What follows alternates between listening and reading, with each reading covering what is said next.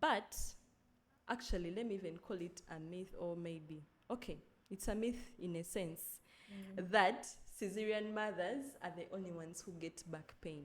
Okay. Of course, yes, we have to accept the fact that these mothers who have given birth by cesarean section, their abdominal muscles have been cut deeper in order to get the baby, because for them they give birth through the belly.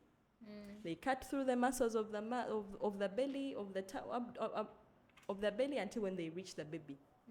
So what happens is that is already a risk factor for them to predispose them to back pain. Remember, I told you at first that for these muscles to sustain you in a posture, whether sitting or standing or walking, they have to counteract each other.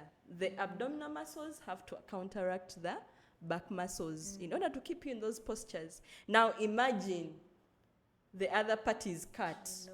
So that means the C-section mother is more to the higher risk of getting this pain than this one who have given birth normally, by normal delivery. But from my experience, I've had 2 deliveries. My firstborn I gave birth to her by normal delivery. And then these last 2 were for C-section. But I didn't get pain during the C-section deliveries because of something. When I gave birth to my first child by normal delivery, like I told you, you feel like nothing has happened. I'm very okay. I'm going to get back to the way I was. So I started doing these chores. I was even washing. I actually refused to get house help at home. Okay. I washed my own clothes. I cooked. I did everything. Yeah, I was like, I can do everything. I'm normal. Like, I just pushed the baby and the baby was out. Nothing happened. But 2 months after that, actually 3 months, when my leave got done and I was going back to work. As a physiotherapist, we use energy while working. Remember, I've been overworking my body when I had given birth.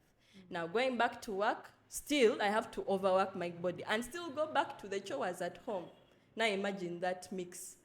The back pain came in so intensely that I had to get a forced leave for 2 months.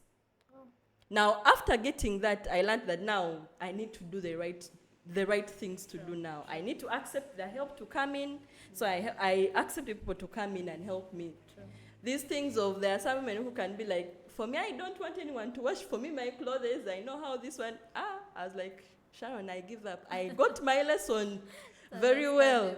So now when the C-section delivery came in this time around, I was like, now I need to do the right thing. I sat down, even if it meant ordering food. If they have not cooked food, those first 4 weeks, I was like, if they can't bring it to me, I'll call in someone to give me that food. And trust me, I didn't experience any pain. Okay. So that means it depends on how you care for your body. True. No, yes, this one is more at risk, but at least be mindful of what you do. What we said about the management there, we need to really care for ourselves. These chores that we do that strain our backs and everything, we need to stop them, at least for the first 1.5 months. Keep yourself at rest. Okay.